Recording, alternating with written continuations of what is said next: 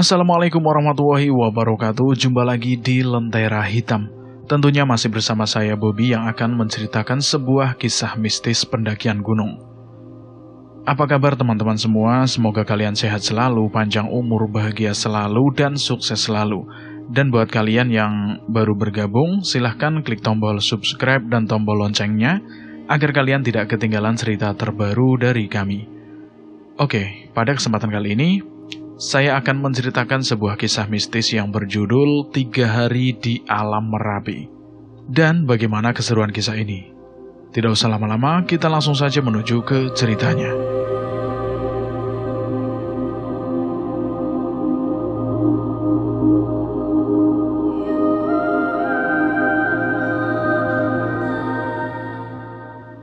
Pagi itu suasana begitu syahdu dan aku masih asik dalam peristirahatanku.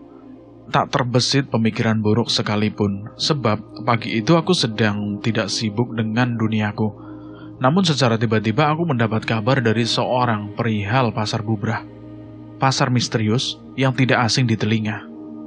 Kala itu tepat di tanggal 9 bulan Desember tahun 2013. Pasar bubrah.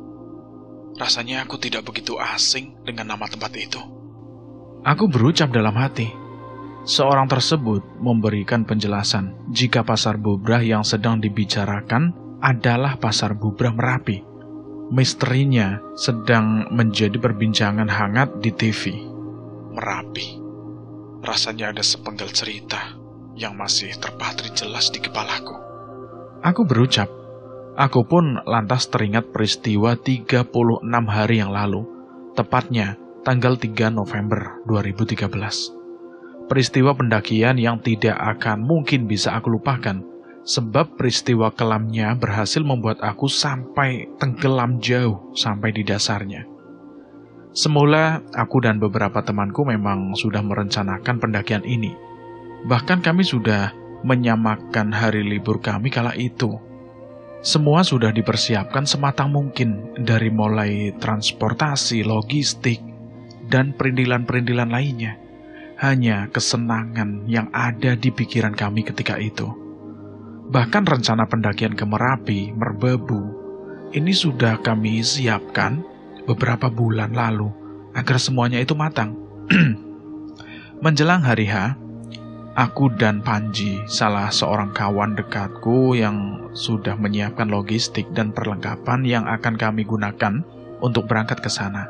Kami semua bahkan sudah packing sejak 2 November 2013, tepat 1 hari sebelum pendakian. Rasanya sudah tidak sabar menunggu hari esok tiba, ucapku kepada kawan-kawan yang lain. Sore hari, kami menyempatkan untuk berkumpul di sebuah kafe tidak jauh dari tempat tinggal kami, dan saling berbincang, membicarakan rencana pendakian kami di esok hari. Rencana perjalanan kami yang akan kami laksanakan tepat di jam 6 sore menuju Gunung Merapi yang sudah menjadi idaman kami. Aku pun sudah tidak sabar. Terlebih lagi, ini pendakian perdanaku ke Merapi, ucap si Panji. Yang lain pun juga ikut nimbrung. Ngomong-ngomong bukannya Merapi banyak hal mistisnya ya? Udahlah, tenang saja. Selama kita gak aneh-aneh mah, gak akan mistis-mistis amat gitu gunung, ucap Jamal menjawab pertanyaanku. Tapi kalau gak sengaja aneh-aneh, gimana tuh? Ucapku lagi pada Jamal. Ya berarti tunggu saja tanggal mainnya, jawab Jamal sembari tertawa terbahak-bahak. Yang penting kondisi kita itu harus prima, kata si Afi. Ya kalau itu mah pasti, Vi. Tenang aja, aku tiap sore udah jogging, jadi pasti fisikku ya prima lah. Iya deh, yang paling prima, celetuk Jamal padaku. Jamal memang begitu gemar bercanda, dan dia selalu bisa mencairkan suasana saat kami sedang asik berbincang satu sama lain. Hari pun sudah beranjak malam. Kami pun memilih untuk kembali ke rumah masing-masing karena memang kami harus menempuh perjalanan yang cukup panjang di keesokan harinya. Saat sebelum aku memejamkan mataku, tiba-tiba saja ada pesan singkat masuk ke nomor teleponku. Aku pun bergegas untuk membacanya, karena berpikir pesan itu dari salah satu kawanku yang mau naik besok. Namun saat aku membaca pesan itu, wah, bulu kuduku pun merinding seketika. Pesan itu berasal dari nomor yang tidak aku kenal, dan kalimat yang dikirimkannya kepadaku berhasil membuat aku lemas seketika. Sesat. Isi pesan itu. Apa maksud dari pesan itu? Apa yang sesat? Sesat atau tersesat? Aku terus bertanya-tanya makna di balik pesan yang dikirimkannya padaku itu. Aku berharap semoga pesan itu tidak ada hubungannya dengan rencana pendakianku esok hari. Aku berharap hanya orang iseng yang mengirimkan pesan itu padaku dan tidak ada maksud terselubung dari pesan yang membuat aku begitu merinding sesaat setelah membacanya. Aku berharap semuanya akan tetap baik-baik saja. Aku pun memilih untuk menghapus pesan itu agar aku tidak dibayang-bayangi rasa takut. Meskipun tidak bisa dipungkiri jika pikiranku tidak sepenuhnya bisa menghapus bayangan pesan misterius dari orang yang tidak dikenal itu.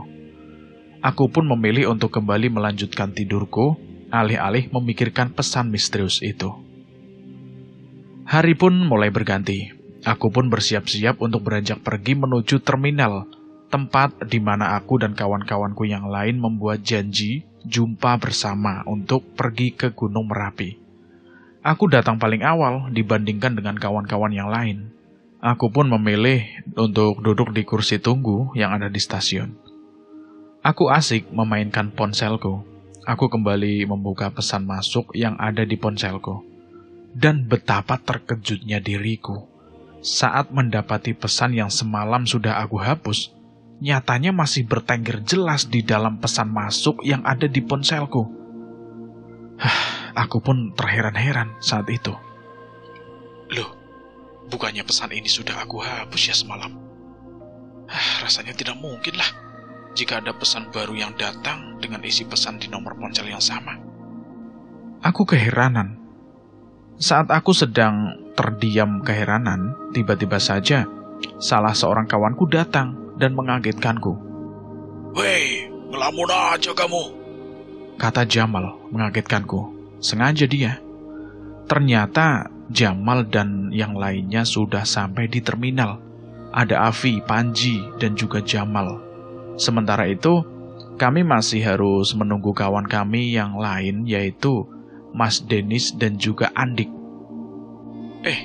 Kalian sudah sampai? Baru atau dari tadi? Ya dari tadi lah. Kita udah lambai-lambai tangan dari tadi, dari jauh dari situ tuh. Tapi kamunya diam saja, kayak patung. Maaf, lagi gak fokus. Gak fokus? Kenapa emangnya? Ya, bukan apa-apa kok, santailah. Kami pun kemudian duduk bersama di pelataran terminal. Dua kawan yang kami tunggu tidak kunjung sampai. Padahal saat itu jam sudah menunjukkan pukul 18 waktu Indonesia bagian Barat. Kalau mereka berdua sampai datang terlambat, kami semua ya bisa terlambat juga. Sembari menunggu mereka berdua, aku pun mengajak kawan-kawan yang lain untuk mengisi perut terlebih dahulu. Karena kami memang belum makan malam saat itu. Bro, makan dulu yuk, isi perut. Mereka pasti lama banget deh datangnya. Ayolah, kebetulan perutku juga mulai keroncongan nih. Mau makan di mana emangnya? Ya, deket sini aja lah. Kami pun berjalan beberapa langkah menuju warung terdekat yang ada di terminal. Setelahnya kami langsung memesan makanan yang kami inginkan. Kami tidak banyak bicara saat sedang menyantap makanan, karena kami khawatir kedua kawan kami sampai di terminal saat kami tidak berada di terminal. Aku pun berinisiatif untuk mengirimkan pesan ke nomor mereka dan menginfokan jika aku dan yang lain saat ini sedang makan di warung yang tidak jauh dari terminal. Di sini sebenarnya saya itu ingin menceritakan kejanggalan yang terjadi padaku perihal pesan misterius yang mampir di ponselku. Sebab rasanya sangat tidak enak jika harus memendamnya seorang diri. Aku pun lantas memberanikan diri untuk bercerita kepada mereka semua. Bro, aku sebenarnya sedang diteror oleh seseorang. Ucapku membuka obrolan kepada teman-teman. Diteror? Diteror siapa? Masa di zaman sekarang ada teror meneror? Tanya Avi keheranan. Aku pun kemudian membuka ponselku dan langsung membuka menu pesan masuk untuk menunjukkan pesan misterius yang semalam mampir di ponselku itu.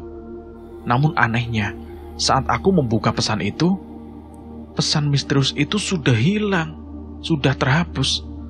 Padahal jelas-jelas tadi saat aku berada di terminal itu, pesan itu masih ada di dalam ponselku. Loh, kok hilang? Apanya yang hilang? Tanya Jamal padaku. Pesan misterius yang menerorku. Lah, memangnya apa sih pesan itu? Aku pun kemudian menjelaskan kepada mereka, jika ada seseorang yang telah mengirimkan pesan misterius padaku dengan kata sesat. Pesan itu berasal dari nomor yang tidak aku kenal. Semalam pesan itu memang sudah aku hapus, namun saat di terminal aku mencoba untuk membuka ponselku. Pesan itu masih bertengger dengan rapi dan belum terhapus. Mungkin hanya orang iseng kali. Jangan terlalu dipikirkan lah. Iya Mal, awalnya juga aku berpikir begitu. Namun firasatku tidak enak Mal. Udahlah, kita kan mau naik ke Merapi nih. Lebih baik kita enjoy aja kali, dibandingkan harus memikirkan hal-hal yang tidak kamu pahami itu.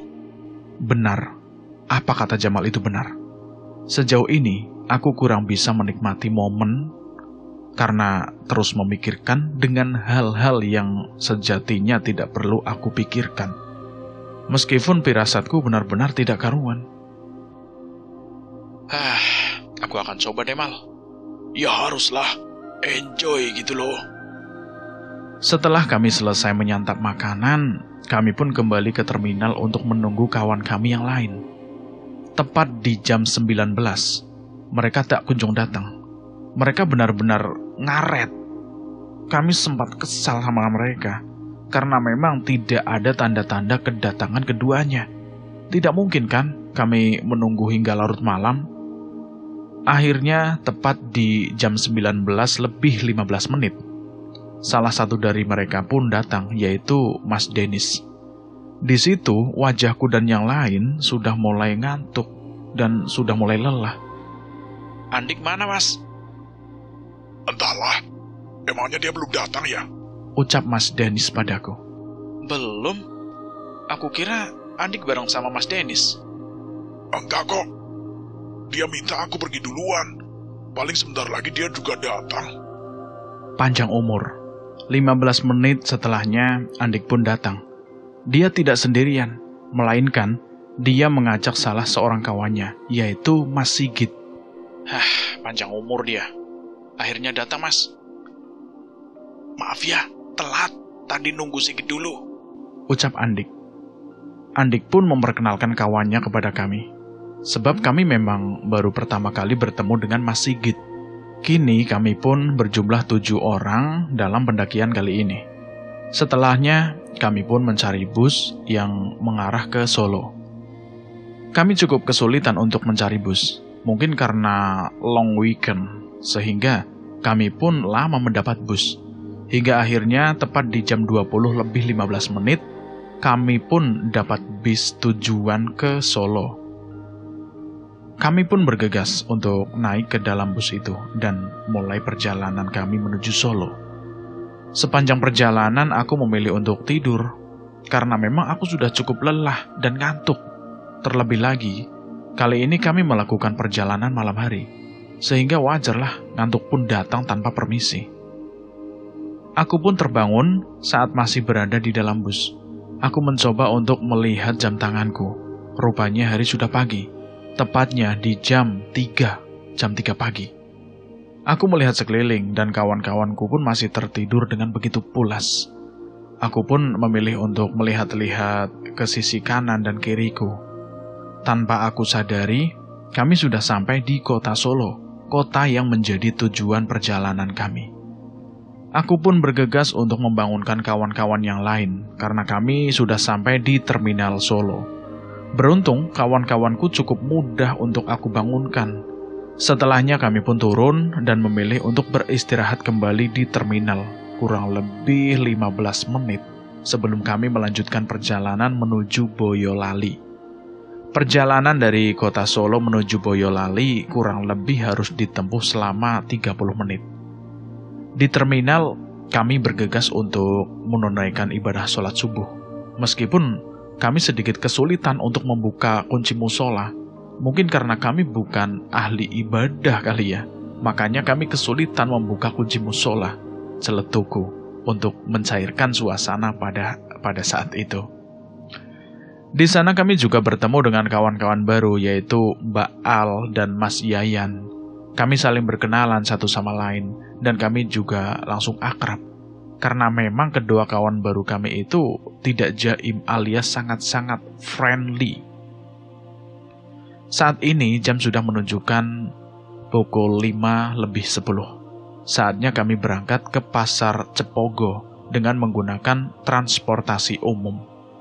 Kami dapat mobil dengan harga murah, namun mobilnya tidak kuat nanjak saat menjumpai jalanan yang mengharuskan untuk nanjak. Akhirnya kami pun harus turun dan berjalan kurang lebih 1 kilometer ke Pasar Cepogo. Kami pun akhirnya sampai di pasar dan udah dapat bus menuju Selo. Namun bus itu tidak langsung berangkat. Kami harus menunggu lagi sampai jam 7 baru bus tersebut akan jalan. Dan kami berangkat setelah menunggu 53 menit. Rasanya tubuh kami lebih dulu lelah sebelum kami melakukan pendakian ke Merapi. Meski demikian, hal itu tidak lantas membuat kami menyerah begitu saja. Kami berusaha untuk tetap enjoy di sepanjang perjalanan. Perjalanan menuju Selo pun kini dimulai. Kami tidak tidur kala itu, karena memang jalur yang harus kami lewati memang terus menanjak, sehingga kami pun enggan untuk tidur di dalam bus. Tepat di jam 8:15 menit, kami pun sampai di New Selo. Di tulisan ala Hollywood itu kami berada. Saat itu kami memilih untuk melengkapi logistik. Kami berbelanja beberapa makanan dan minuman yang akan kami bawa ke atas. Tidak lupa kami juga membawa beberapa obat pertolongan pertama yang tentunya akan sangat bermanfaat nantinya. Kami juga menyempatkan untuk sarapan dulu di sana untuk mengisi perut kami yang mulai keroncongan. Terlebih lagi kami membutuhkan banyak energi untuk membangkitkan semangat kami saat melakukan pendakian nantinya. Jam sudah menunjukkan pukul 9:20 menit. Kami pun mulai pendakian. Pastinya tidak lupa kami berdoa terlebih dahulu untuk keselamatan kami di sepanjang pendakian nantinya. Perjalanan pun dimulai tanpa kepikiran jika ini akan menjadi petualanganku menjadi survivor. Setelah melewati perkebunan warga, tepat di jam 10 pagi kami tiba di Gapura, Welcome to Merapi Mon National Park. Tidak terasa kami sudah berjalan cukup lama, kurang lebih sekitar 2 jam. Aku, Afi, Al, dan juga Yayan. Kebetulan kawan-kawan yang lain tertinggal cukup jauh di belakang. Karena memang 2 di antara mereka ada yang membutuhkan perhatian khusus, akibat fisik keduanya tidak seprima sebelum kami memulai pendakian. Hujan pun tiba-tiba turun. Kami pun akhirnya memilih untuk berhenti sejenak, sebab air hujan benar-benar membasahi tubuh kami. Kami tidak sempat membawa jas hujan, karena memang sebelumnya kami pikir jika hujan tidak akan turun karena kala itu memang sedang kemarau. Nyatanya, alam memang tidak bisa kami prediksi. Aku dan ketiga kawanku yang jalan lebih dulu pun memilih untuk berteduh di bawah pohon besar. Kami memilih pohon dengan dahan dan daun yang cukup lebat agar air hujan tidak langsung membasahi tubuh kami kala itu. Afi, kita berteduh di sini dulu ya, sampai hujan benar-benar reda. Oke, siap. Keanehan pun muncul di sini. Saat sedang berteduh, tiba-tiba saja ada tetesan berwarna merah menetes tepat di atas kepalaku. Awalnya aku mengira itu hanyalah air biasa. Namun sesaat setelah terkena tetesan air itu, bau anyir pun tercium, mirip dengan aroma darah segar. Aku pun kemudian menyeka air di atas kepalaku untuk memastikannya. Benar saja, darah menempel di atas kepalaku. darah segar dengan bau anyir yang benar-benar kentara. Aku pun mencoba menatap ke atas untuk memastikan asal darah itu. Dan betapa kagetnya aku ketika mendapati ada kepala tanpa badan berada tepat di atas pohon, tepat di mana aku berdiri saat itu. Astagfirullahaladzim. Aku berteriak seraya berlari saat itu juga. Kawan-kawanku keheranan dengan sikapku yang terkesan aneh. Mereka pun langsung mengejarku tanpa basa-basi. Aku pun berhenti karena lelah berlariku. Ketika kawanku berhasil mengejarku, dia bertanya, "Kamu kenapa sih? Kok sikapmu aneh tadi?" ucap Afi. Dia keheranan. Apa ya tadi ya? Aku terbata-bata karena memang tidak sanggup untuk berkata-kata. Anu, ada apa sih? Itu Al. Itu tadi. Coba kamu tarik nafas dulu deh. Tenangin diri kamu. Setelah tenang, baru bicara, kata Yayan padaku. Aku pun mengikuti arahan dari Yayan. Aku mulai menarik nafasku dengan begitu panjang, mencoba untuk menenangkan diriku sendiri, dan berusaha untuk bersikap tenang setelahnya. Setelah kondisiku jauh lebih tenang, aku pun lantas mengutarakan apa yang aku lihat dan apa yang aku alami kepada ketiga kawanku tersebut. Gini, tadi di atas pohon ada kepala buntung. Darahnya bahkan menetes ke kepalaku. Baunya benar-benar anyir. Ya, begitulah bau darah, kataku pada teman-temanku. Yayan langsung menyeka rambutku.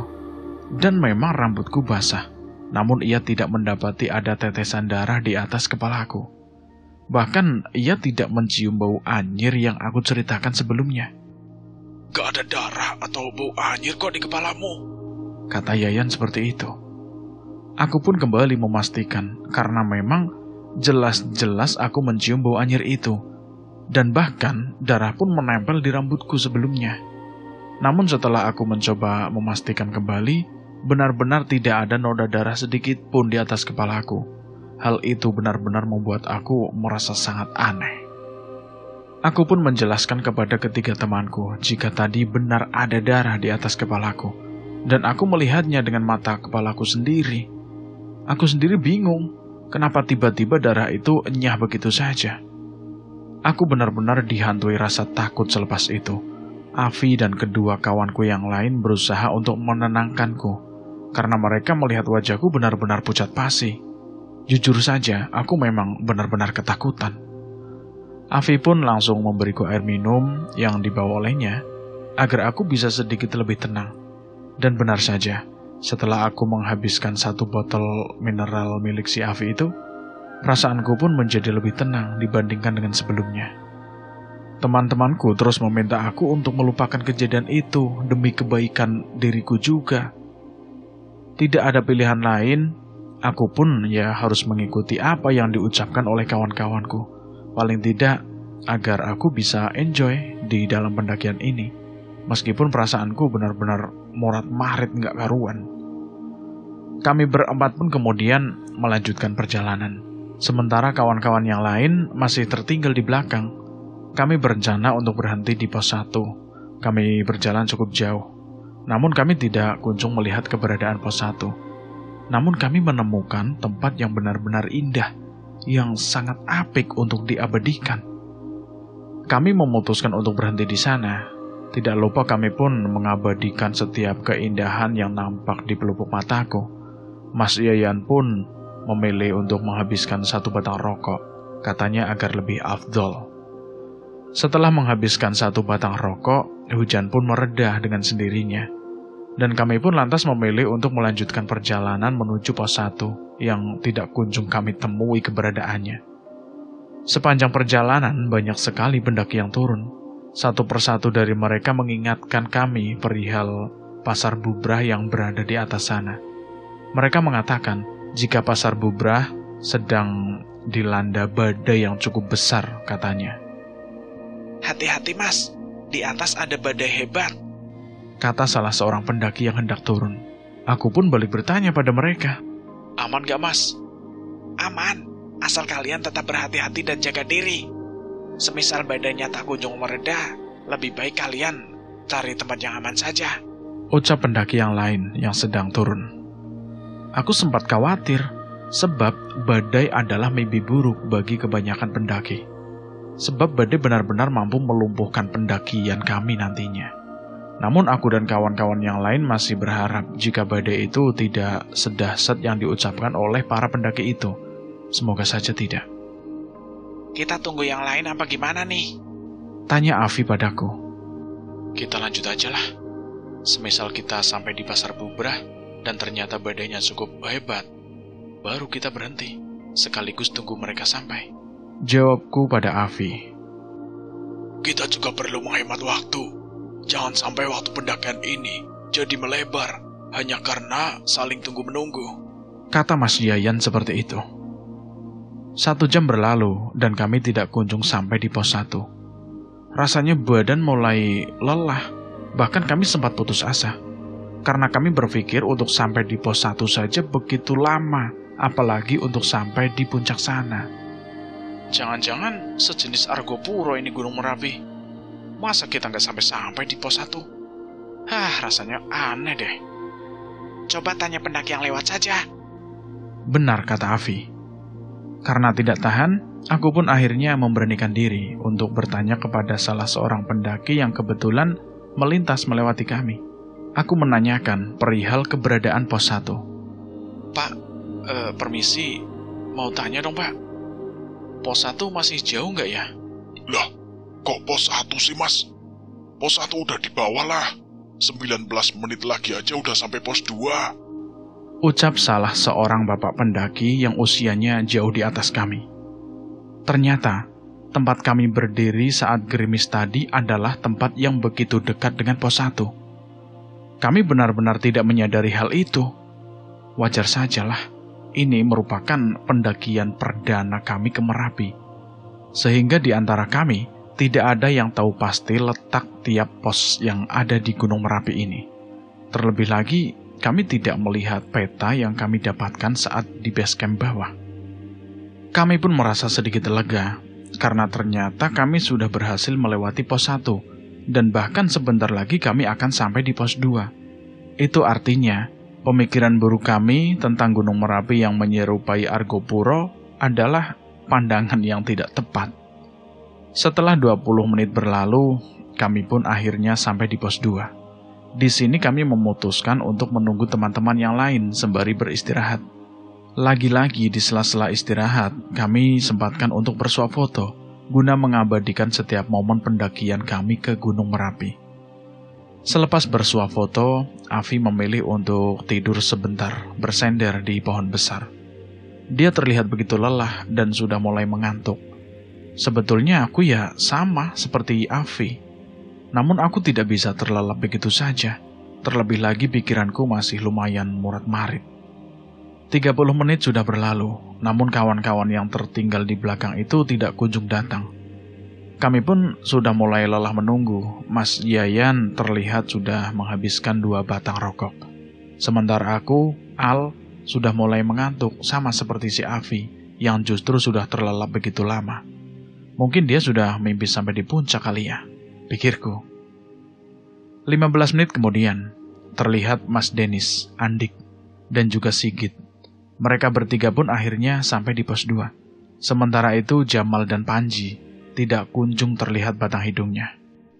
Lama banget, Mas. Aku bertanya kepada Mas Denis. Biasalah, kita jalan pelan.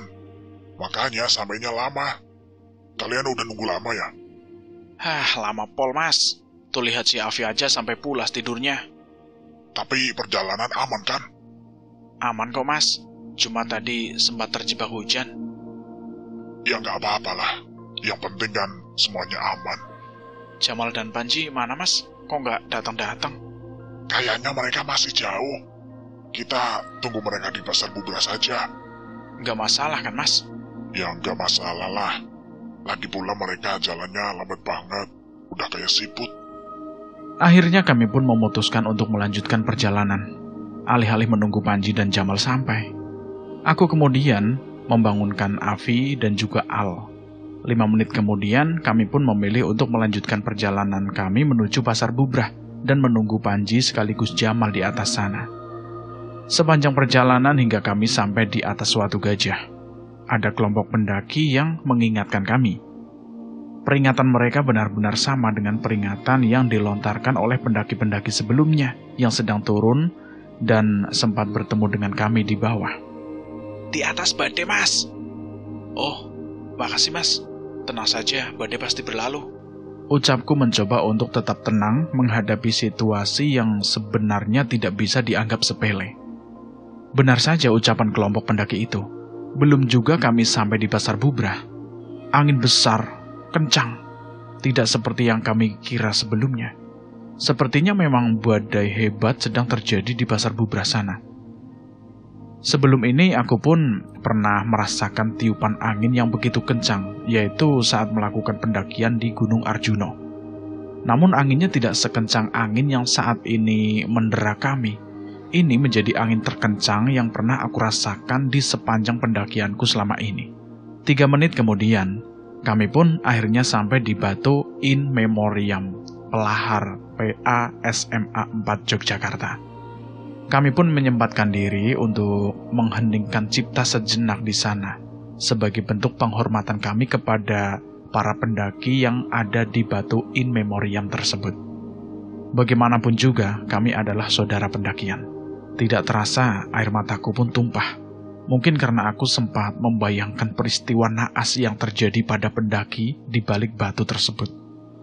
Bagaimana mereka berusaha untuk survive, namun takdir buruk tidak berpihak pada mereka. Hingga apa yang menjadi perjuangan mereka pun sirna bersama dengan impian mereka yang mereka tenggerkan di puncak Merapi sana. Memang benar, sejatinya tujuan pendakian adalah pulang ke rumah. Bukan lagi tentang puncak yang begitu megah. Bukan lagi tentang keindahan matahari di atas sana. Melainkan kepulangan sampai ke rumah, tempat bernaung dan bukan pulang ke surga sana. Meskipun takdir memang tidak pernah bisa diterka. Setelahnya kami pun mencari tempat untuk beristirahat sembari menunggu kedua kawan yang lain yang masih tertinggal di bawah. Kami tidak lupa juga untuk memasak dan mengisi perut yang mulai keroncongan. Aku dan kawan-kawan yang lain mulai menyalakan kompor gas, memasak di atas nesting. Kami menunggu Panji dan Jamal cukup lama di tempat itu. Tak jauh dari tempat kami beristirahat, ada sebuah tempat yang bisa digunakan sebagai persembahan masyarakat sekitar Gunung Merapi. Di sana ada juga tengkorak kerbau yang dibalut dengan kain putih. Di sebelahnya lagi ada tempat untuk menyalakan dupa. Dan karena aku cukup ceroboh, aku sempat menyenggol tempat untuk menyalakan dupa itu, hingga membuat aku syok saat itu. Sesaat setelah menyenggol benda itu, bulu kuduku sempat merinding seketika. Bagaimana tidak coba?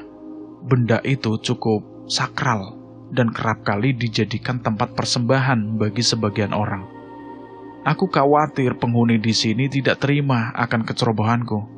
Sebab tepat sesaat aku menyenggol benda itu, tiba-tiba saja ada angin kencang yang meniup ke arahku begitu saja, hingga membuat aku bergidik. Akhirnya aku pun mencoba bertanya kepada Mas Denis karena dia jauh lebih berpengalaman tentang pendakian dibandingkan denganku.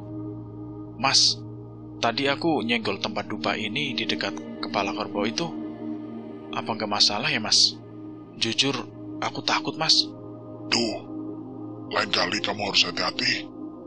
Kalau kita melihat sesajen, tempat dupa ataupun sejenisnya, jangan sampai kita mengusiknya, sebab kita tidak pernah tahu penghuni di baliknya akan marah atau tidak. Semisal penghuninya marah, akan jadi masalah. Waduh, terus gimana ini, Mas?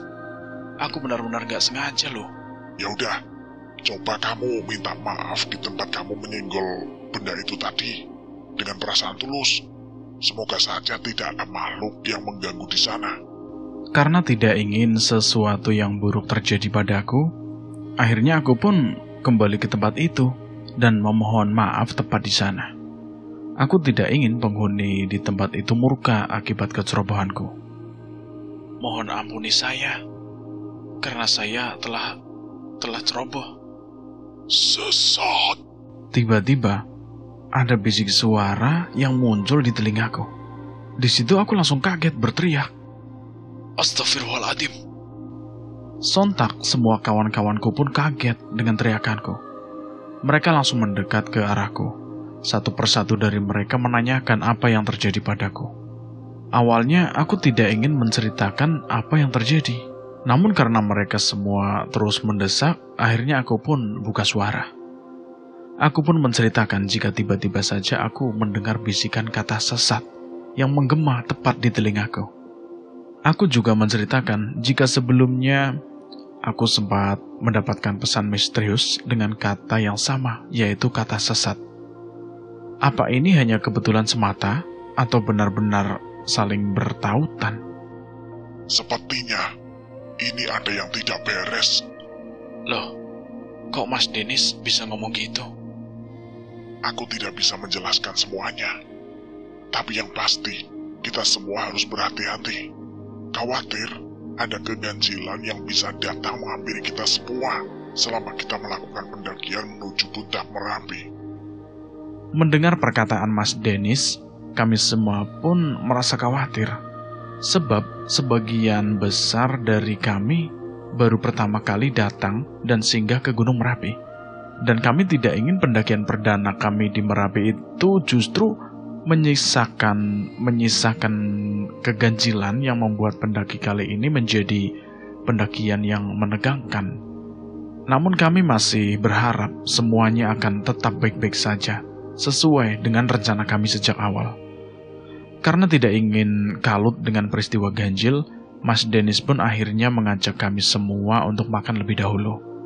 Sebab makanan yang sebelumnya kami masak itu sudah matang.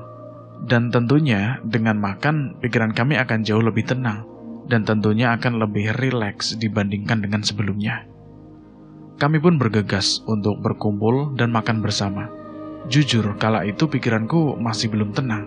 Aku masih memikirkan keganjilan yang terus datang menderaku. Namun aku sendiri tidak bisa berbuat apapun. Semuanya masih misteri. Dan aku berharap misteri ini bukan bagian dari malapetaka di dalam pendakian ini. Kawan-kawanku yang lain berusaha untuk mencairkan suasana dengan saling melempar candaan.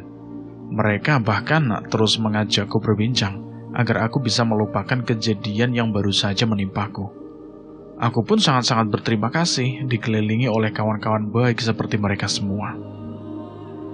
Setelah menunggu cukup lama, tepat di jam 14.45, akhirnya Jamal dan juga Panji pun tiba di tempat kami beristirahat. Bravo kawan, bravo. Kalian sanggup sampai di sini. Ucap Mas Denis menyemangati keduanya. Iya nih, sumpah lelah banget. Kami gak bisa jalan cepat. Fisik kami tidak seprima itu. Ucap Jamal kepada Mas Denis. Udah gak masalah. Kalian sudah bisa sampai di titik sekarang itu juga sudah hebat. Iya, kami berusaha untuk tidak mudah putus asa.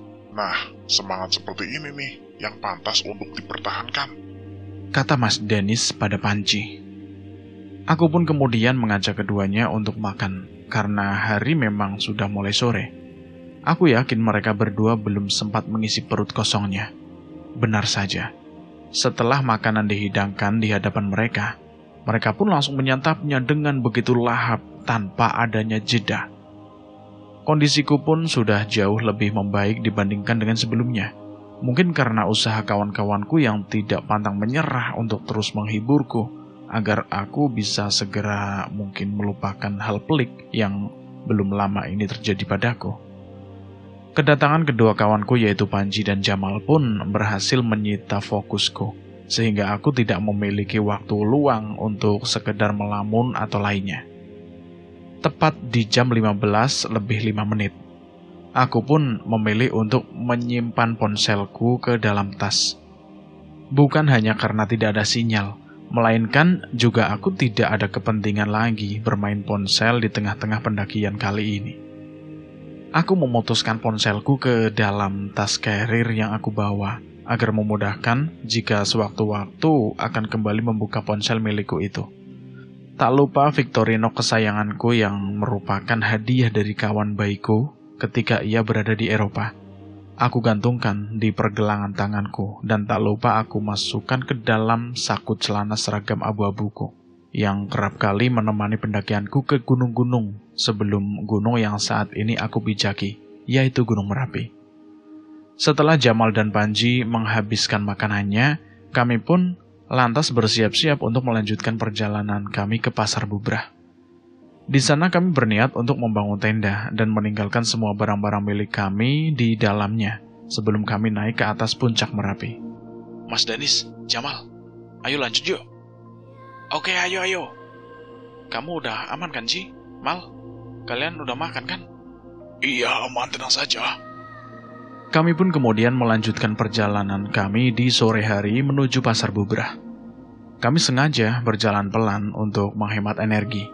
Kami harus menempuh perjalanan yang tidak mudah ketika akan pergi menuju puncak Merapi. Di sini, firasat buruk mulai menghampiriku lagi. Kali ini pikiranku kembali teringat dengan keanehan-keanehan yang datang menghampiriku. Dari mulai pesan aneh yang datang ke ponselku, kepalaku yang tiba-tiba ditetesi oleh darah yang begitu anyir, hingga bisikan tentang kalimat sesat yang sempat membuat aku merinding tidak karuan. Ada apa sebenarnya? Apa ada hal buruk yang akan datang kepada aku ya? Aku bergumam lirih. Aku pun lantas merefleksi segala hal yang aku lakukan sejauh ini, sekaligus merefleksi setiap ucapan yang aku lontarkan sebelum dan selama melakukan pendakian ke Merapi ini. Rasanya aku tidak melakukan kesalahan apapun. Tidak ada ucapan buruk ataupun perilaku tidak terpuji yang aku lakukan di tempat ini.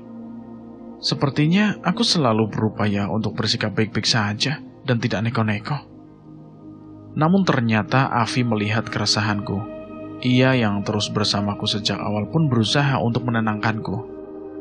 Masih teringat keganjilan-keganjilan itu, Rick? Iya, Vi.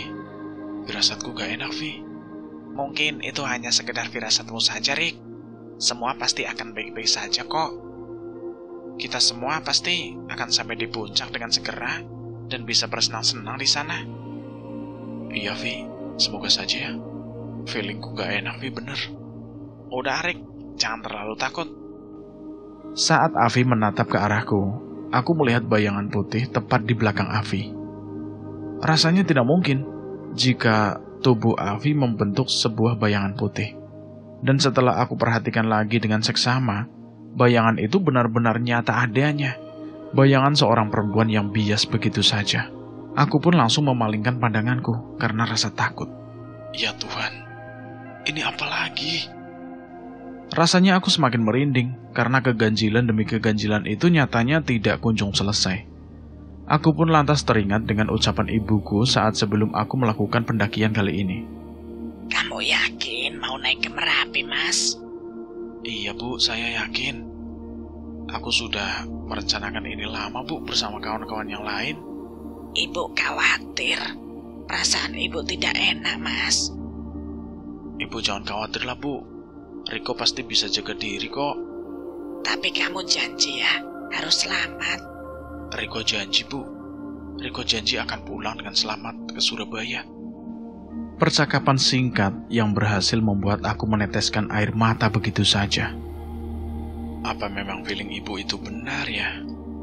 Apa memang ibu sudah memiliki firasat buruk tentangku dan juga pendakian ini? Sudahlah. Aku berharap tidak demikian. Rasanya aku sangat rindu dengan ibu dan bapak di rumah. Padahal perjalananku baru 2 hari sekarang. Tapi rasanya sudah begitu panjang.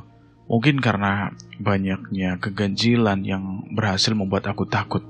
Sehingga tidak heran, aku pun mudah rindu dengan kehadiran kedua sosok paling berharga di dalam hidupku ini. Afi pun menepuk pundakku untuk memberikanku semangat. Aku pun berusaha untuk tetap tenang dan bersemangat sepanjang perjalanan ini. Karena bagaimanapun juga, jika aku terlalu kalut dengan hal yang menjadi firasatku semata, tentu kawan-kawan yang lain pun akan merasa terusik, sehingga mereka akan merasa tidak nyaman dengan firasatku yang belum tentu benar. Aku harus bisa mengatasi gejolak emosional di dalam diriku ini.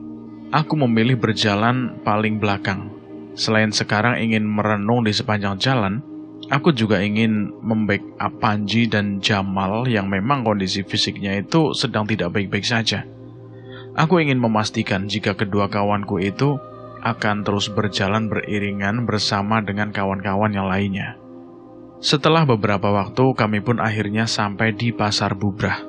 Di sana kami langsung bergegas untuk mencari tempat landai yang bisa kami manfaatkan untuk membangun tenda.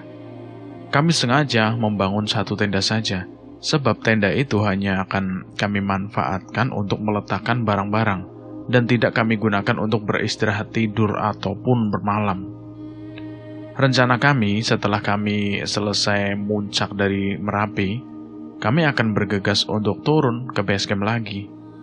Pasar Bubrah sudah kami pijaki. Itu artinya puncak sudah begitu dekat dengan keberadaan kami saat ini. Kami pun memutuskan untuk bersiap-siap kembali melanjutkan perjalanan menuju puncak Merapi. Botol air mineral 600 ml yang sudah kumodifikasi tutupnya, dan aku beri selang agar memudahkanku untuk membuka tutup botol itu. Semua barang-barang yang kami bawa kami tinggal di Pasar Bubrah, tentunya untuk meringankan beban kawan kami, sebab medan menuju puncak itu tidaklah mudah. Kabut dan badai kala itu pun sudah mulai mereda.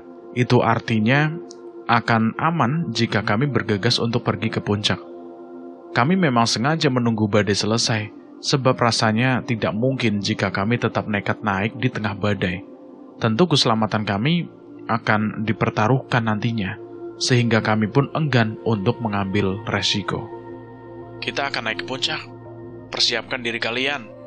Jalur ke puncak tidaklah mudah. Hampir semua medan yang akan kita pijaki berpasir, sehingga kita harus benar-benar berhati-hati. Ucapku kala itu kepada kawan-kawanku. Kita jalan pelan saja. Ingat keselamatan yang paling utama. Aku dan Mas Danis akan berjalan paling belakang, sekalian membackup Jamal sama Panji. Kawan-kawan lainnya bisa berjalan di depan kami, asal tetap santai selama perjalanan, oke? Semua kawan-kawanku tidak ada yang mengelak arahan kami.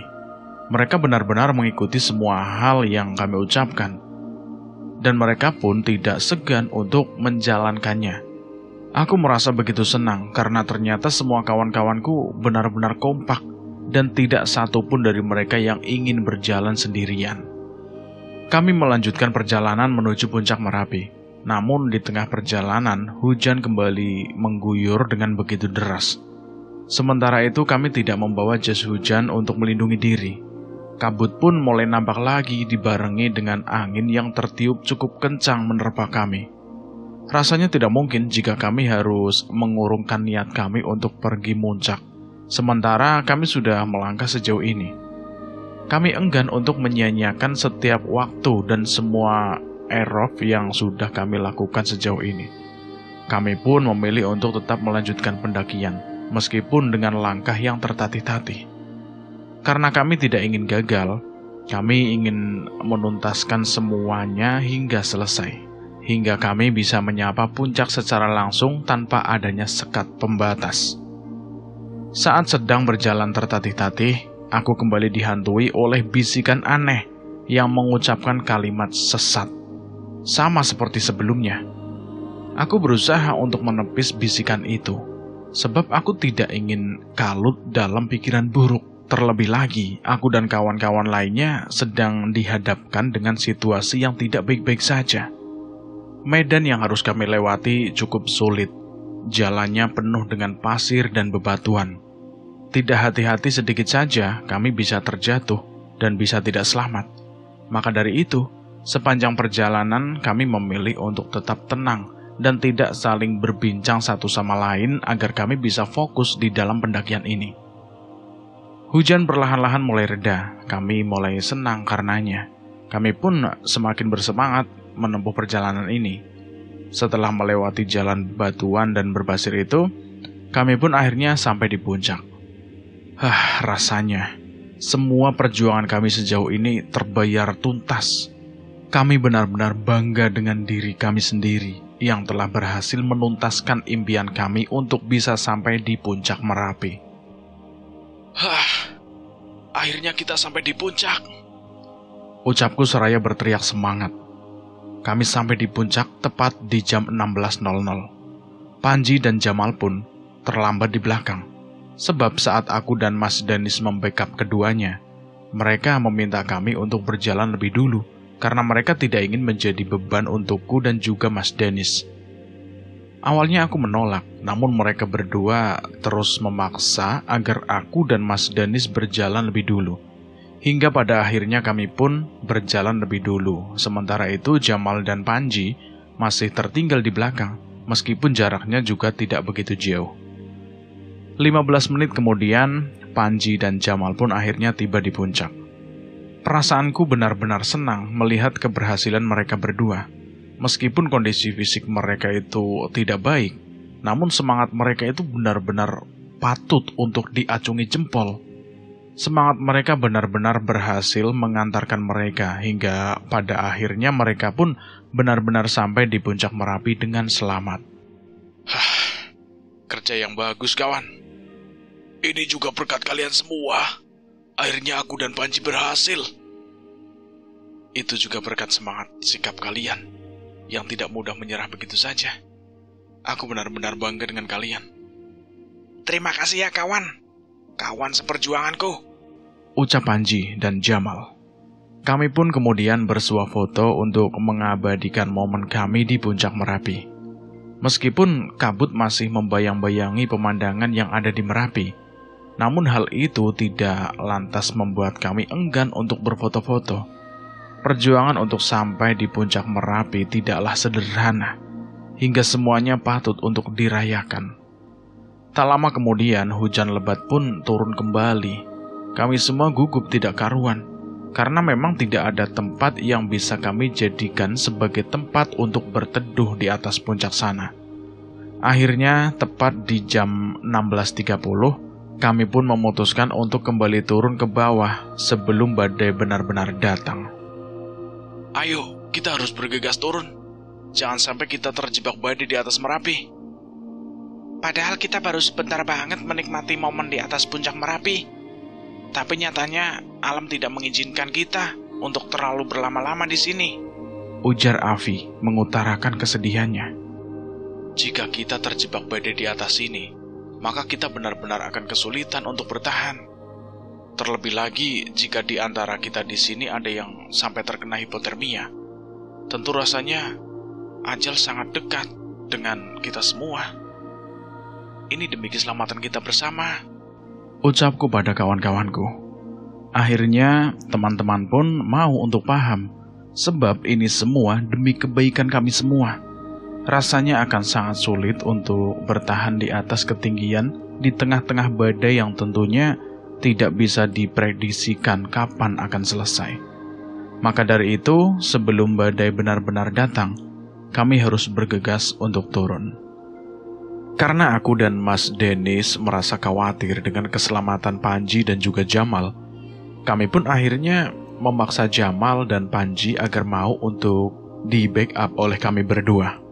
Akhirnya mereka pun bersedia untuk di-backup, karena memang melihat kondisi Gunung Merapi saat ini yang sedang dilanda hujan yang benar-benar deras. Aku pun meminta kawan-kawanku yang lain untuk berjalan lebih dulu. Sementara aku dan Mas Danis membackup Panji dan juga Jamal dari arah belakang. Hujan yang begitu deras memaksaku untuk menitipkan semua barang yang aku bawa ke Mas Danis, agar aku bisa lebih leluasa. Terlebih lagi di dalam tas kecilku ada beberapa ponsel milik kawan-kawan lain yang sengaja dititipkan kepadaku. Mas, nitip tas ya? Di dalamnya ada banyak ponsel punya yang lain. Iya, oke, aman. Mas Danis memang selalu bisa diandalkan dan benar-benar berjiwa besar. Mendaki bersamanya membuat perasaanku benar-benar tenang. Terlebih lagi, dia tidak egois di sepanjang pendakian yang kami lakukan saat ini. Kami cukup kesulitan untuk mencari jalur yang aman untuk turun. Akhirnya aku pun memilih untuk berjalan tepat di depan Jamal untuk mencari jalur yang aman. lewat kanan saja, jalannya enak. Ucapku sembari menunjuk ke sebuah jalur. Aman gak, Rik, jalannya? Insya Allah aman, Mas. Ternyata, itu adalah kalimat terakhir yang sempat aku ucapkan kepada Mas Denis dan kedua kawanku yang lain. Sebab, tiba-tiba saja badai datang tanpa permisi. Badai yang datang benar-benar dahsyat. Badai itu pun langsung menghempas tubuhku, hingga aku terpelanting begitu jauh dan jatuh tidak sadarkan diri. Jika bisa digambarkan, jatuhnya tubuhku itu sangat mirip dengan jatuhnya Sekoji dalam film 5 cm. Jatuh terpelanting berkali-kali hingga terbentur batu besar dan berakhir tidak sadarkan diri. Peristiwa naas itu menjadi awal mula perjalananku yang benar-benar berat sepanjang perjalananku di Gunung Merapi. Aku terjatuh dan tersungkur di atas pasir dan kerikil.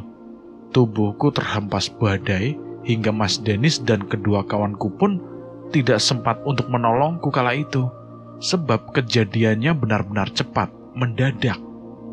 Aku bahkan tidak sempat untuk melakukan pertahanan diri, karena memang badai langsung menyerangku begitu saja.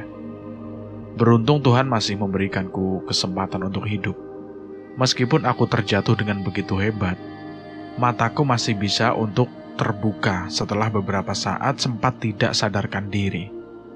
Semua badanku rasanya remuk, kepalaku benar-benar pusing, dan bahkan aku sempat linglung ketika pertama kali membuka mataku. Aku mencoba untuk melihat ke arah belakang, hanya kabut tebal yang ada di pelupuk mataku.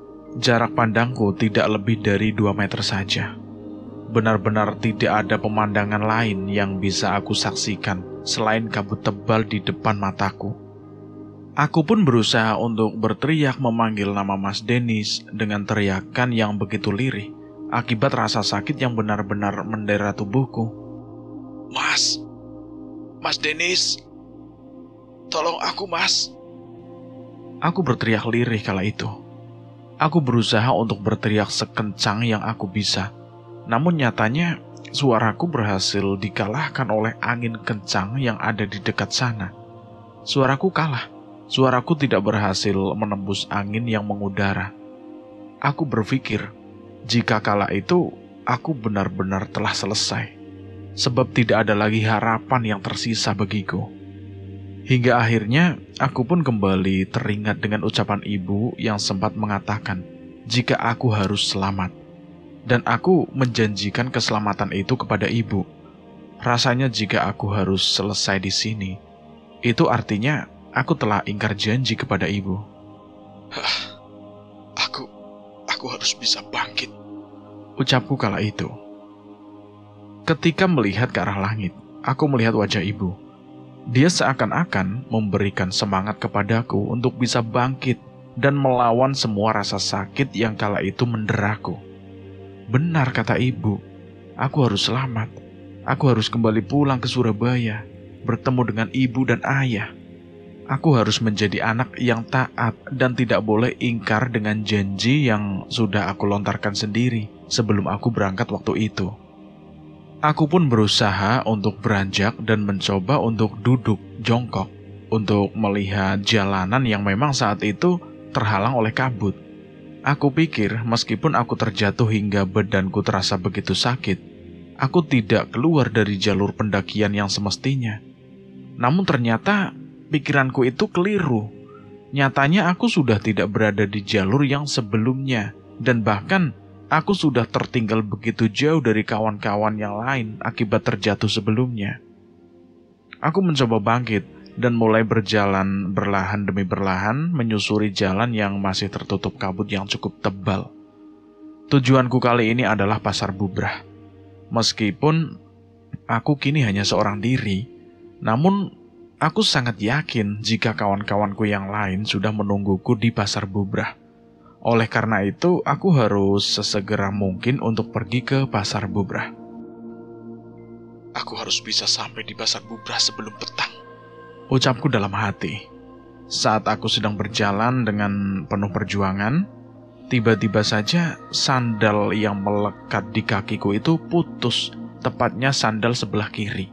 Bak jatuh tertimpa tangga, sudah jatuh tersungkur dari ketinggian dan sekarang harus kehilangan sandal sebelahku. Itu artinya aku harus berjalan tanpa satu alas kaki. Rasanya benar-benar nyesek. Sebab jalur yang harus aku lalui itu cukup berbatu dan berpasir. Tentu kakiku akan dipenuhi luka goresan karena berjalan tanpa adanya perlindungan. Akhirnya tidak ada pilihan lain selain melepas dan meninggalkan sandal sebelah kiriku yang sudah tidak berfungsi. Aku tidak boleh patah arah. Aku mencoba untuk menyemangati diriku sendiri. Aku pun kembali berjalan dengan satu alas kaki. Tubuhku yang masih begitu lemas pun membuat aku berjalan sempoyongan, hingga aku sendiri pun kesulitan untuk menjaga keseimbangan di sepanjang langkahku. Tiba-tiba saja, angin kencang menghempasku begitu saja, hingga aku pun terjatuh lagi dan lagi. Aku benar-benar terkejut, sebab angin kala itu benar-benar kencang, hampir mirip dengan angin badai yang menerpa kami saat kami akan naik ke puncak Merapi.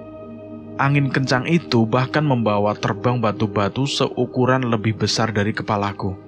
Alhasil aku pun memutuskan untuk tidak lagi berdiri, karena beresiko karena batu-batu yang terbang itu.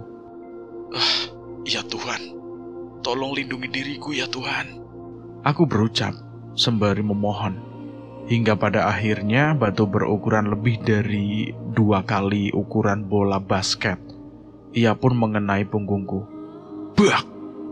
Rasanya benar-benar sakit. Namun aku masih begitu bersyukur sebab batu itu tidak mengenai kepalaku. Jika sampai batu itu mengenai kepalaku, tentu saja aku akan pulang dengan hanya tinggal nama saja. Karena benturan hebat yang aku alami, aku pun sempat tidak bisa bangun dan bahkan tidak bisa menggerakkan sekujur tubuhku. Rasanya benar-benar kaku. Di tengah kencangnya air dan hujan yang begitu kuat, aku tersungkur seorang diri, bahkan sempat tidak sadarkan diri. Aku benar-benar terus merenung setelahnya. Dosa apa yang telah aku perbuat di masa lalu, hingga takdir baik tidak berpihak pada aku saat ini? Ucapku seraya terus meneteskan air mata. Namun perlahan-lahan aku pun mulai sadar, jika air mata dan keluh kesahku tidak akan menolongku dari peristiwa pelik yang saat ini aku alami. Aku harus mampu untuk bangkit. Meski begitu sulit, namun aku harus bisa untuk mencobanya. Aku tidak boleh patah arah begitu saja. Aku harus bisa keluar dari jeratan Merapi. Aku pun kemudian melatih tiap jengkal tubuhku dengan menggerakkan perlahan demi perlahan, dari mulai tanganku yang terasa begitu kebas. Ayo dong, bisa. Kamu pasti bisa, Rick. Ucapku mencoba untuk menyemangati diriku sendiri.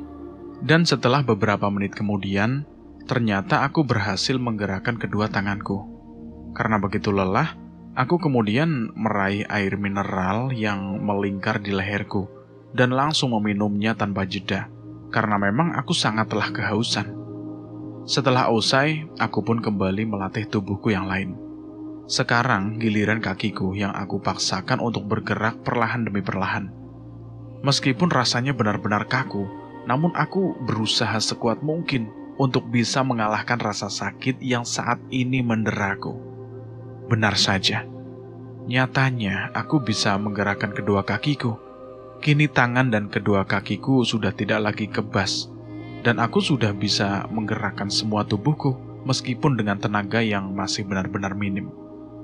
Semangatku semakin membara. Aku semakin bertekad untuk bisa menyelamatkan diriku sendiri. Aku harus selamat. Aku harus selamat. Aku pun kemudian mencoba bangkit dan perlahan-lahan mencari tempat aman untukku mencari jalan keluar dari ketersesatanku kali ini. Sesaat setelah aku bisa berdiri, aku berusaha untuk melihat sekeliling kanan dan kiri. Aku tidak melihat ada satu orang pun berada di dekatku saat itu. Aku benar-benar sendirian, dan aku merasa tempat yang saat itu aku pijaki benar-benar bukan tempat yang sebelumnya pernah aku pijaki. Hingga akhirnya aku benar-benar sadar jika saat ini aku benar-benar tersesat sendirian di Merapi. Ya Allah, aku benar-benar tersesat sendirian. Aku mulai panik. Karena tidak ingin terus berlarut-larut dalam keterpurukan, aku pun kemudian memilih untuk berlari ke bawah untuk menghindari batu-batu yang terus berterbangan itu. Aku terus berusaha berlari semampuku. Aku harus bisa segera sampai di Pasar Bubrah. Aku pun kemudian sampai di sebuah tempat yang benar-benar mirip dengan Pasar Bubrah. Mirip. Iya, sangat mirip. Aku kemudian terus berjalan menelusuri tempat yang aku anggap Pasar Bubrah itu. Namun anehnya, aku terus berputar-putar di tempat itu. Hingga aku mulai sadar jika tempat yang saat ini aku pijaki bukan benar-benar Pasar Bubrah. Perasaanku benar-benar lemes setelah menyadari itu. Tempat yang aku pijaki saat itu benar-benar menyerupai labirin dan tidak ada jalan keluar di sana. Ya Allah, apalagi ini? Aku di mana? Mengapa tempat ini benar-benar seperti labirin? Di mana jalan yang bisa membawaku untuk keluar? Ucapku terus mengeluh.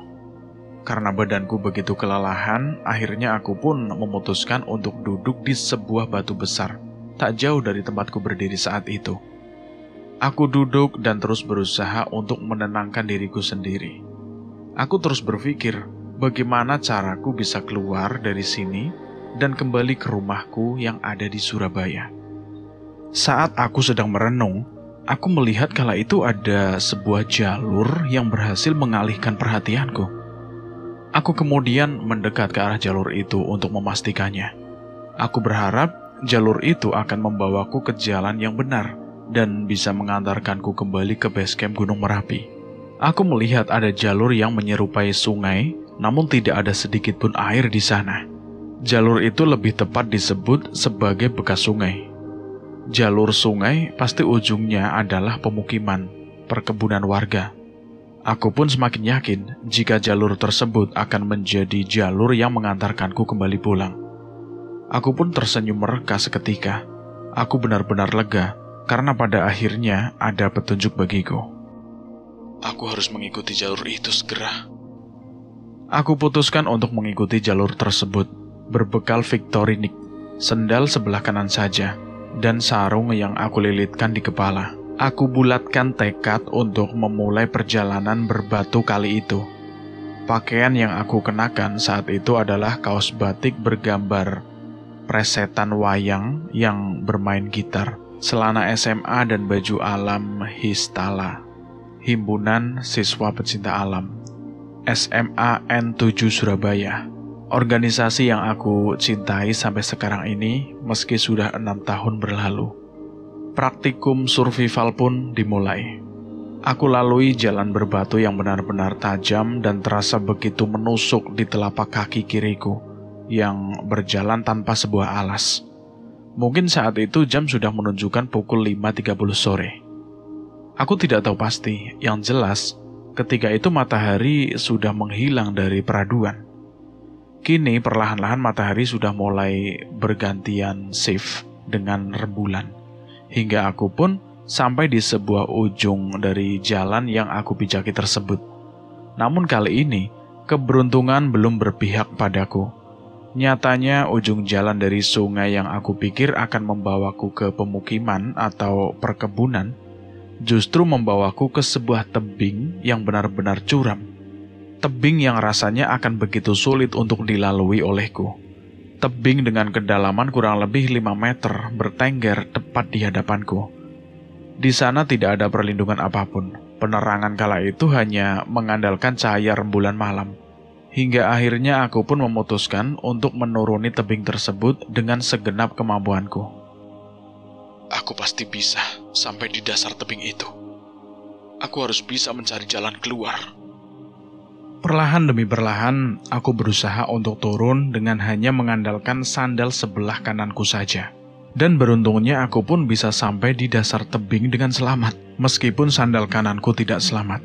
Karena ia putus menyusul sandal kiriku yang sebelumnya. Kini aku benar-benar tidak memiliki perlindungan untuk melindungi kedua kakiku. Aku pun lantas menyusuri jalanan bekas air ini, namun benar-benar tanpa alas kaki. Aku pun kemudian berusaha untuk mengamati sekitar. Khawatir ada hewan buas yang sewaktu-waktu bisa menerkamku begitu saja. Hingga aku pun melihat ada sebuah kejanggalan yang berhasil membuat aku merinding begitu saja. Perasaanku mulai tidak karuan semenjak aku tiba di bawah tebing yang aku turuni itu. Aku merasa ada seseorang yang terus mengikuti dari arah belakang. Namun tiap kali aku menoleh, aku tidak melihat apapun. Hingga pada akhirnya aku melihat ada bayangan putih terbang tepat di bibir tebing yang sebelumnya aku turuni. Aku pun terdiam seketika. Aku tidak bisa berbuat dan berucap satu kata pun karena merinding.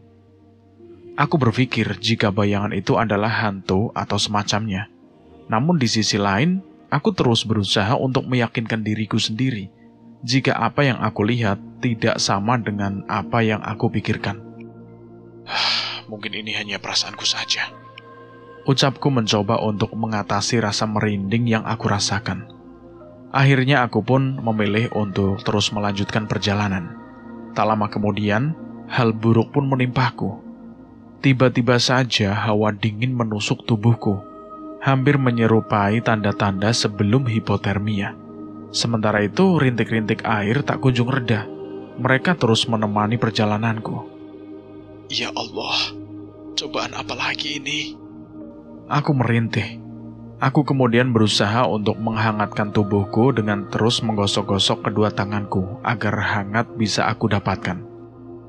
Tolong jaga tubuhku agar aku tidak sampai kena hipotermia, ya Allah. Aku memohon. Aku terus berjalan menelusuri jalur yang cukup terjal dengan kaki yang benar-benar terbuka tanpa adanya perlindungan sedikit pun. Aku berjalan tanpa sedikit pun makanan.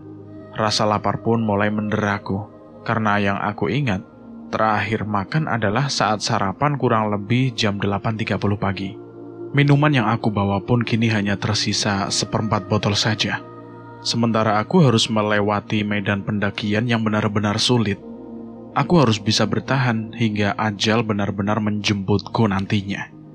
Meskipun aku terus-menerus berharap takdir baik masih mau berpihak kepadaku. Dengan minimnya pencahayaan, aku lantas melihat ada sebuah batu yang sangat besar dengan cekungan lebar di bawahnya. Di bawahnya terdapat batu kecil yang menyangga batu besar itu agar tidak sampai jatuh. Aku berpikir untuk beristirahat di bawah batu besar itu. Paling tidak, aku bisa berlindung dari rintik-rintik air hujan yang tak kunjung berhenti. Meskipun resikonya begitu besar, sebab batu besar itu sewaktu-waktu bisa saja terjatuh saat aku beristirahat di bawahnya. Namun tempat itu nampak cukup layak untuk dijadikan tempat istirahat sementara. Sebagaimanapun juga aku harus bisa menyimpan tenagaku untuk melanjutkan perjalanan di keesokan harinya. Sebab saat ini hari sudah benar-benar larut. Aku pun kemudian berjalan mendekat ke arah batu besar itu dan langsung menempatkan posisi di tempat bawah batu itu. Paling tidak, batu ini bisa menghangatkan tubuhku dan bisa melindungi dari hujan. Menangis. Kala itu tangisanku benar-benar pecah. Saat memikirkan takdir hidup yang belum berpihak kepadaku, aku menangis sekencang-kencangnya. Ibu, ayah, aku sayang kalian. Aku terisak. Aku terus mengingat kedua orang tuaku yang sudah begitu baik dan begitu tulus menjagaku. Nyatanya firasat ibu benar.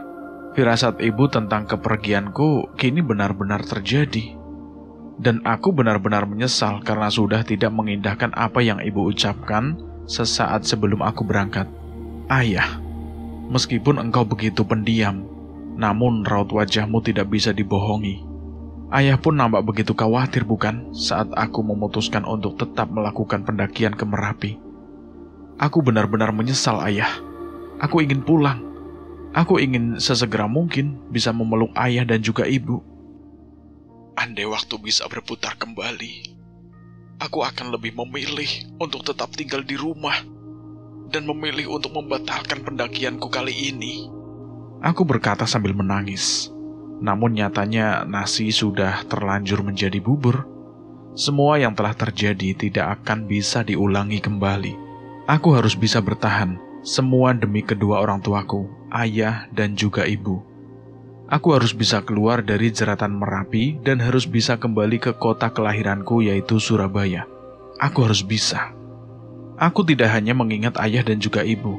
Aku pun mengingat semua kawan-kawanku yang membersamai pendakianku ke Merapi. Mas Dimas, Sigit, Jamal, Panji, Afi, dan semua kawanku yang lain. Bagaimana kabar mereka? Apa mereka mengalami nasib buruk sepertiku? Atau justru mereka semua sudah kembali lebih dahulu ke base camp Merapi, dan aku masih tersesat seorang diri di sini. Meski demikian, aku selalu mendoakan keselamatan kalian. Semoga nasib buruk hanya datang kepadaku, dan kalian semua bisa selamat sampai ke bawah. Rasanya aku tidak ingin membuat kalian semua menangis. Aku tidak ingin kembali hanya tinggal nama saja. Aku ingin kembali dengan segala keutuhan yang aku miliki. Aku tidak ingin menghadirkan rasa trauma di dalam diri kalian semua hanya karena takdir buruk yang menimpaku. Aku harus selamat. Bagaimanapun juga kalian semua harus tersenyum, bukan malah menangis. Ya Allah, sampaikan kepada ayah, ibuku, dan semua teman-temanku jika aku masih baik-baik saja. Dan akan aku pastikan kalau aku akan selamat dan kembali ke Surabaya. Ucapku seraya memohon kepada Tuhan. Tanpa sadar aku pun terlelap, mungkin karena memang aku benar-benar kelelahan. Aku tertidur tepat di bawah batu besar yang menjadi tempatku berlindung dari hujan dan dinginnya angin malam kala itu. Tidurku sangat pulas, bahkan aku tidak mendengar ada suara bising apapun. Hingga pada akhirnya, cahaya matahari pun berhasil membangunkanku dari tidur lelapku. Aku sengaja tidur berhadap ke arah timur agar cahaya matahari bergegas membangunkanku saat ia mulai menampakkan dirinya ke peraduannya. Aku kemudian meraih mineralku yang hanya tersisa sedikit, hingga akhirnya aku pun memutuskan untuk menampung air seniku. Meski terkesan jorok, namun itu hal-hal yang bisa aku lakukan dan tidak ada pilihan lain.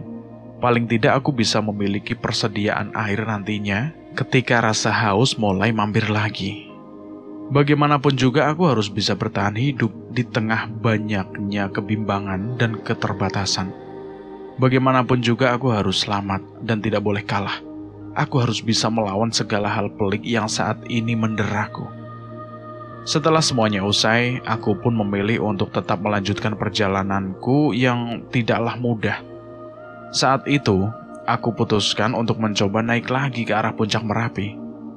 Aku harus bisa menemukan jalan keluar yang sebenarnya.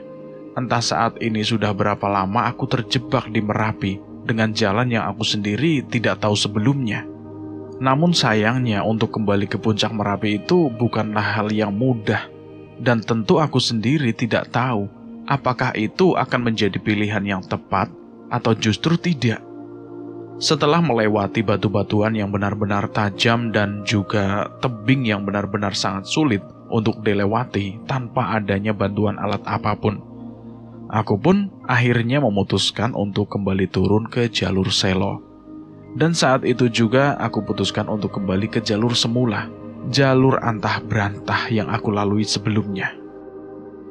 Aku gak akan mungkin bisa melewati tebing itu. Sangatlah berbahaya. Bukannya selamat, justru aku berakhir menjadi mayat. Aku gak mau hal itu terjadi. Aku berucap pada diriku sendiri. Aku pun kemudian mencoba untuk memakan vegetasi yang ada di sekitar bebatuan. Namun sialnya, hanya gatal yang aku dapatkan di lidah. Sesuai dengan apa yang aku pelajari sebelumnya. Jika dilihat rasa gatal, itu artinya tanaman yang aku makan itu beracun. Akhirnya aku pun menghempasnya dan tidak memakan vegetasi itu.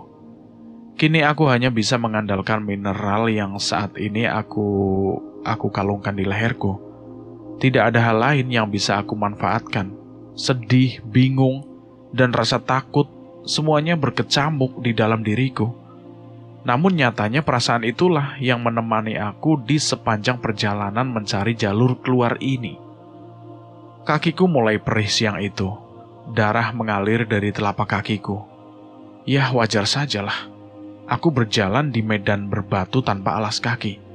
Tidak heran jika pada akhirnya kedua kakiku pun cedera dan bercucuran darah setelahnya. Aku pun kemudian berusaha untuk membasuh darah yang bercucuran tersebut dengan sarung yang kebetulan aku bawa.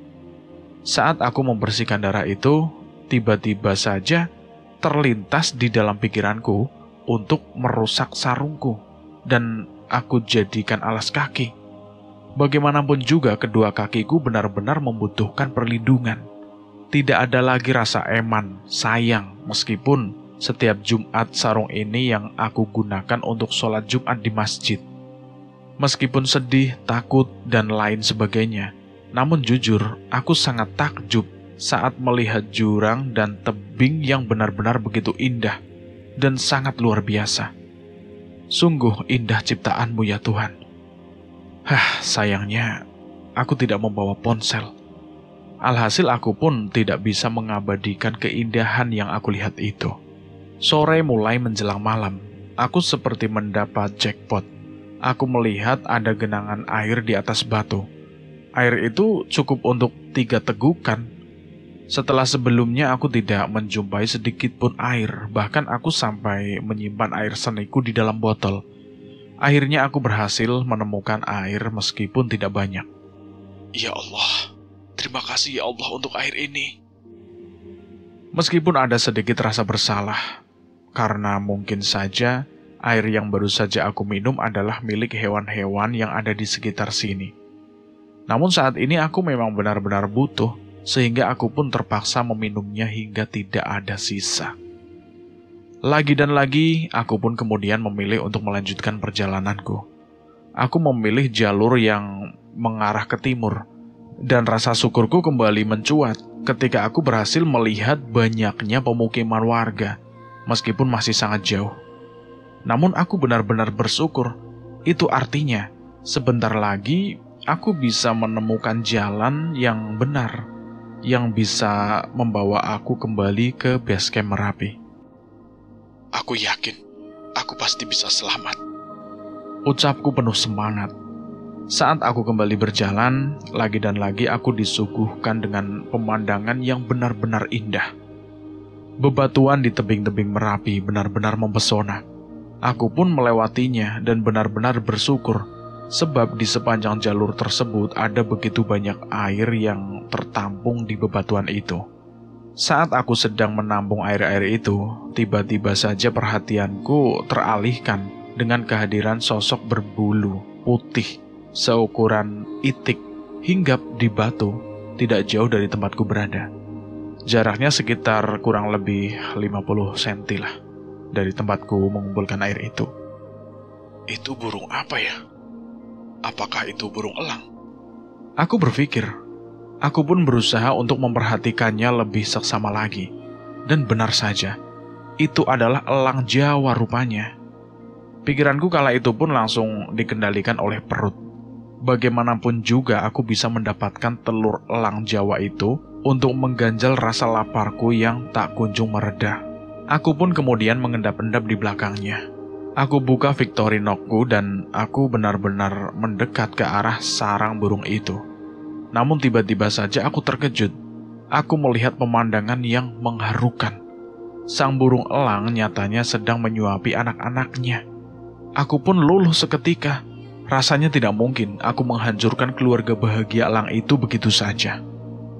Aku tutup kembali Victorinoxku sebab aku tidak ingin merusak kebahagiaan dan kehangatan keluarga elang itu. Lagi dan lagi, aku dibuat takjub oleh alam Merapi. Ternyata sang induk elang itu melihat keberadaanku dengan jarak yang sangat dekat, sekitar 10 cm. Namun tidak seperti yang aku bayangkan. Aku pikir sang induk itu akan marah dan menyerangku, tapi ternyata tidak demikian. Sang induk itu justru seolah-olah membiarkan aku untuk melihat keindahan bulunya. Andai aku membawa kamera, tentu aku tidak akan melewatkan pemandangan ini. Aku pasti akan mengabadikan keindahan elang Jawa yang begitu langka ini dan akan menunjukkannya kepada semua kawan-kawanku dan terutama kepada ayah dan ibu. Keindahan itu seakan-akan membuat aku hanyut ke dalamnya, hingga aku sendiri sempat tidak sadar jika saat itu aku sedang tersesat. Karena tidak ingin terus larut, akhirnya aku pun memutuskan untuk kembali mencari jalan yang benar yang bisa membawaku kembali ke base camp Merapi. Sampai jumpa kawan. Semoga kau dan anak-anakmu tetap berada di alammu dan tidak ada manusia yang mengganggu kelangsungan hidup kalian. Jaga diri kalian baik-baik ya kawan. Ucapku kepada sang induk elang dan anak-anaknya. Aku lantas melihat ke arah atas. Aku melihat ada sebuah jalan setapak yang begitu mirip dengan jalan yang biasa dilewati oleh manusia. Aku sangat bahagia. Aku pun berusaha semampuku untuk bisa sampai ke atas sana. Aku bersusah payah menaiki jalan yang menanjak untuk bisa sampai di jalan yang aku lihat sebelumnya. Aku harus bergegas. Aku harus bisa. Namun sesampainya di sana, aku benar-benar dibuat kaget, sebab ternyata jalur yang aku pikir adalah jalur manusia ternyata bukan. Jalur ini ternyata jalur binatang, jejak-jejak binatang benar-benar sangat kentara di atas tanah. Ya Tuhan, jika aku pergi menyusuri jalan ini, maka hanya ada dua pilihan.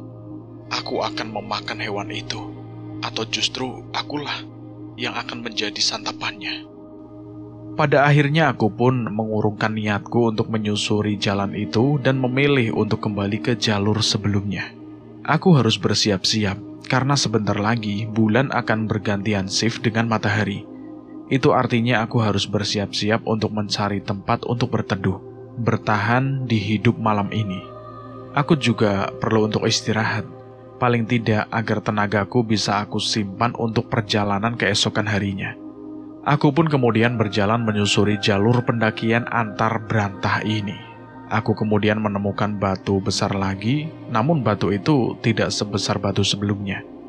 Sehingga jika aku memilih untuk beristirahat di bawahnya, hanya dadaku saja yang bisa tertutupi, sementara kakiku akan tetap berada di luar. Berhubung cuaca di luar tidak hujan, tidak seperti malam sebelumnya, beristirahat di bawah batu itu pun bisa dijadikan sebagai pilihan yang tepat, terlebih lagi saat ini malam semakin larut. Aku kemudian melihat ke atas langit. Cuaca malam itu sangatlah baik dan tidak mendung. Tidak ada tanda-tanda akan turunnya hujan malam itu. Dan sepertinya aku bisa tidur pulas malam itu. Namun ternyata pikiranku keliru. Baru saja aku akan memejamkan mataku. Tiba-tiba saja hujan lebat turun dan langsung membasahi sekujur tubuhku tanpa henti. Aku pun memilih untuk bertahan dalam keadaan basah dan kedinginan. Aku terus mengeluhkan takdirku yang nyatanya belum baik-baik saja. Ya Tuhan, cobaan apa lagi ini? Ucapku mengeluh. Tiba-tiba saja, aku seolah-olah melihat ada kabut tebal, namun berbentuk seperti manusia melayang ke arahku. Aku sempat merinding karenanya, namun nyatanya rasa dingin berhasil mengalahkan ketakutanku. Aku pun kemudian terlelap tanpa sadar di bawah batu besar dengan hujan yang masih menderaku. Hanya doa baik yang bisa aku upayakan di kondisi malam mencekam kala itu. Tidak ada tempat lain selain berserah diri kepada Tuhan. Di dalam diriku, aku bermimpi sedang berada di dalam tenda bersama kawan-kawanku yang lain. Ada Avi, ada Mas Denis, ada juga Andik. Kami semua terlihat baru bangun dari tidur. Dan seperti biasa, Andik bergegas untuk menyuruhku membuatkan sarapan untuk kami semua. Aku melihat senyum hangat mereka semua, hingga tanpa sadar air mata pun terjatuh. Aku kemudian membuka resleting tenda dan memasak nasi sekaligus telur untuk tidur. Ketika aku sedang makan, keadaan pun berubah. Aku terbangun, karena saat itu aku muntah berkali-kali. Dan saat itu juga aku sadar jika apa yang aku alami, senyum hangat kawan-kawanku semua, hanyalah sebatas mimpi indah bagiku. Astagfirullahaladzim. Aku berucap terus-menerus. Tidak banyak yang bisa aku lakukan saat itu. Aku hanya terus berusaha untuk menenangkan diriku sendiri, seraya terus-menerus mengelus-elus perutku agar bisa membaik kondisinya. Tubuhku benar-benar lemas karena kehilangan banyak cairan. Aku pun hanya bisa meminum air yang menggenang di atas bebatuan, untuk meredakan rasa mual yang aku rasakan ini. Kala itu hari masih malam, hingga akhirnya aku pun memutuskan untuk tetap melanjutkan tidurku dan memaksakan tubuhku untuk bisa baik-baik saja, meskipun nyatanya sangatlah sulit. Namun aku benar-benar harus beristirahat. Hari esok masih harus aku lewati dan aku sendiri belum tahu apakah hari esok akan jauh lebih sulit dari ini atau justru lebih baik. Keesokan harinya, aku pun kembali dibangunkan oleh cahaya matahari. Aku sangat bersyukur Tuhan masih memberikanku nikmat umur hingga detik ini. Bagaimanapun juga, aku sudah melewati banyak sekali pelik di sepanjang pendakianku kali ini. Ini saatnya aku melanjutkan. Aku berpikir seperti itu. Namun sebelum aku melanjutkan perjalanan, aku lebih dulu mengumpulkan air ke dalam botolku untuk persediaan selama aku berjalan nantinya. Beruntung malam hujan turun hingga aku bisa lebih mudah mendapatkan air. Alhamdulillah, ada hikmahnya juga hujan semalam. Aku bergumam sambil tersenyum, berbicara sendiri, bernyanyi sendiri, dan berbicara dengan Tuhan, seraya memohon keselamatan menjadi hiburan. Sebab aku hanyalah seorang diri di balik kemegahan Merapi yang nyatanya menyimpan pelik yang tidak mungkin bisa aku lupakan nantinya. Benar kata orang, berbincang dengan orang lain merupakan kebutuhan. Dan aku menyadari itu kali ini. Aku merasa sangat butuh berkomunikasi dengan orang lain, paling tidak agar mentalku tetap sehat dan jauh dari gangguan mental. Bagaimanapun juga, manusia tidak akan mungkin bisa hidup tanpa kehadiran manusia lain. Setelah semua botol terisi dengan air, meskipun tidak sampai penuh, aku pun kemudian memilih untuk melanjutkan perjalanan. Hingga pada akhirnya aku kembali dihadapkan dengan tebing yang sangat amat curam dibandingkan dengan tebing-tebing sebelumnya. Kedalamannya sekitar 100 sampai 150 meter. Oh Tuhan, aku tidak sanggup. Aku orientasi medan saat itu, mencari jalan lain untuk sampai di dasar tebing itu. Setelah beberapa menit berjalan, aku istirahat. Kebetulan aku melihat walang. Walang itu dalam bahasa Indonesia itu belalang. Dan aku menangkapnya, meminta maaf kepadanya dan mematahkan kaki dan kepalanya. Sadis memang. Dan aku telan mentah-mentah. Lumayanlah. Dan aku mencari lagi dan mendapat 1 ekor lagi. Setelah sarapan walang itu, aku mendengar ada gemuruh kaki beberapa orang dan ada yang berbicara. Ya, aku yakin itu manusia. Aku berteriak sekuat tenaga. Tolong! Woi! Tolong! Perasaanku mulai berkecamuk kala itu. Aku benar-benar berharap suara yang aku dengar adalah suara manusia. Paling tidak jika pemikiranku benar, mereka bisa saja menolongku untuk bisa keluar dari tebing yang benar-benar curam ini. Bagaimanapun juga hidupku kali ini penuh dengan sebuah harapan baik. Dan ternyata harapanku benar-benar terwujud. Mereka adalah rombongan tim SAR yang memang sedang mencari keberadaanku. Mereka pun lantas memanggil namaku untuk memastikannya. Rico!